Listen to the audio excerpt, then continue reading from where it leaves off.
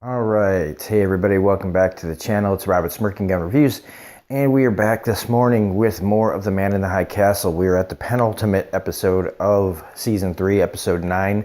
It's called Baku. But to be honest with you, there really isn't that much to say about it.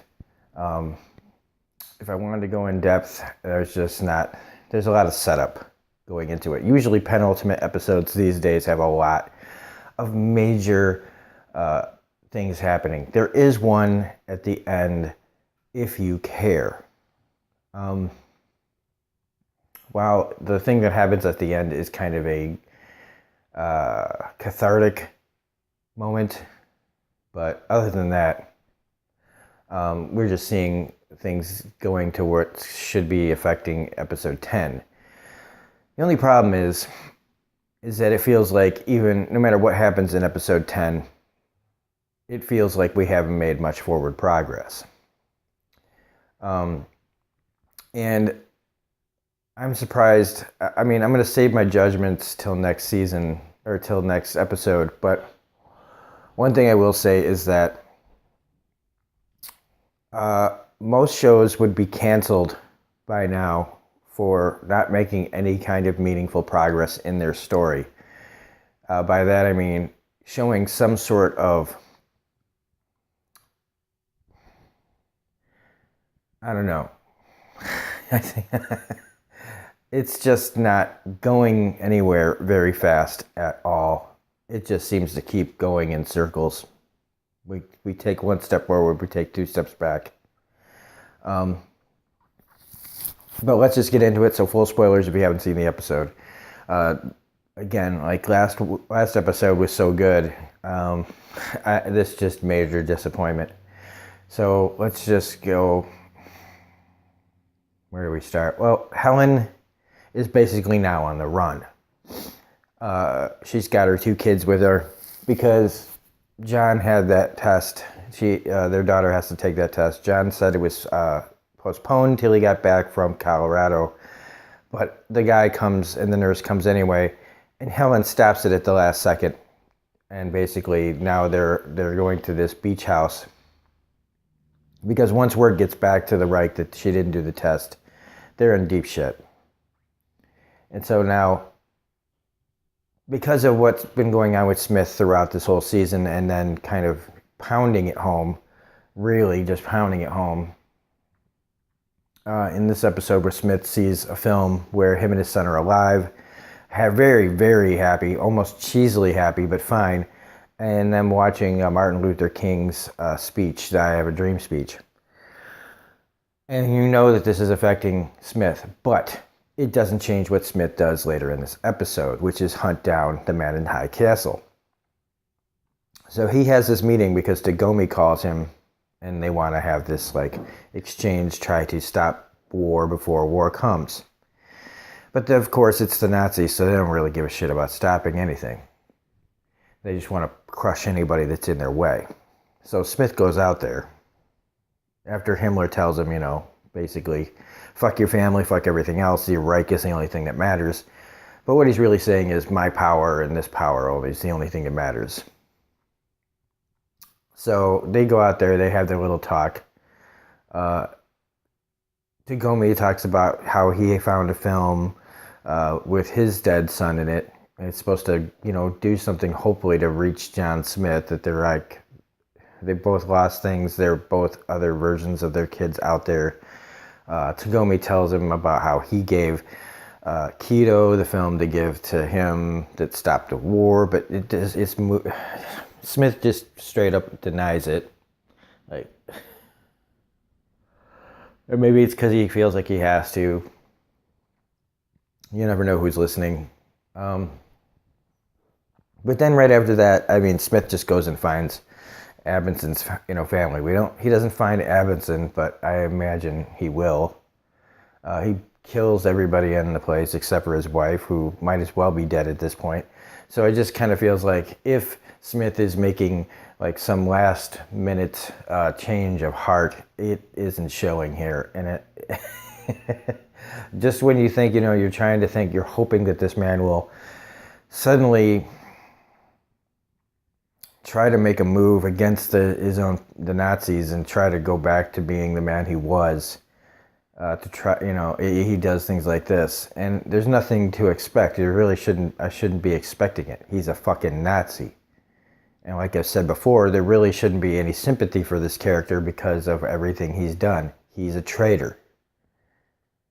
And I feel like a lot of people in this show are traitors to the country. And how quickly everybody just has accepted this, the Reich for their own survival. And, I guess in some ways, how do you blame people for just trying to survive? But I don't know. If you ask me, reality would be that there would be a lot less Americans left if we had lost the war. I think that people would have fought to the very end till there was almost no one left. But what do I know? It's like ifs and things we'll never know, right? So what's to say what would be true? And so, again, I don't feel any sympathy for Smith again. Like, every time they give me some, they take it away by his actions further on down the road. And while I don't want to see his kids get hurt, I feel like there's no good way to do any of this. Like, he's going to be, now that what Helen did, he's going to have to face the truth that he's either going to have to kill his, wife, and possibly end up having to let his daughters be killed for the Reich, or he's going to have to make a move against the Reich himself. Now, karma should say that he loses everything for making the choice to go against whatever, for killing all the people that he's killed over the years, his own people, just to survive. So, I mean, that even makes him the ultimate traitor, really. Frank Frank and Ed are warned by Bob to get the hell out of Denver after their little graffiti, spur. And, right away, because Keto's in town, that they're going to get caught. And they get caught, right away. I mean, it's like just as they're feeling good, And that's another thing, the down note of the show, just as soon as they feel good, they're there to be caught. There's nobody that ever escapes. In this show. It is, again, just misery. They take away any hope you get. So, and that's kind of what I was saying earlier about, most shows could not last this long without hope. There's no hope in this show. No matter what little we have, it is immediately taken away or tempered. And this whole season was billed as this hopeful season, but there isn't any. Not really. So Frank is taken by Keto out to the desert where the Japanese internment camps had been. So it's nice to know that in this reality that still happened. But he sees the vandalism, the same vandalism out there on a rock that was in the city. So I'm a little unclear on that and how that got there. I guess somebody in that camp painted the same thing. But here Keto and Frank have this frank discussion about Frank. About what went on between the two of them. About the explosion, about Keto's role and why that happened. And Frank basically just giving himself up. He doesn't care if he dies. He knows he's going to die. And I don't know. Just Keto puts on his Japanese uniform and cuts Frank's fucking head off. So that this time Frank is dead, for real. And like I said, I didn't know if I cared, and I don't. I really don't care. Is it disappointing that Keto didn't get taken out at the same time, just kind of to be, close the circle, For Frank and Keto's character, yeah, I think Keto should have died too. Even though I do think Keto is a much better character than Frank is. So that's really, I really got nothing else. Frank Sampson kills the Jew bounty hunters. Okay. He seemed to be drunk when he did it, and it's probably going to lead people back to their community. So that means more dead people and no hope. Abinson's probably going to get caught. And Juliana and Wyatt are out there. They've made contact with some people that can help them get into that tunnel. But I mean, once they get there, I mean, it's like a suicide mission, right? I mean, it's like the fucking Dirty Dozen. They're gonna go, and it's not gonna be anything really.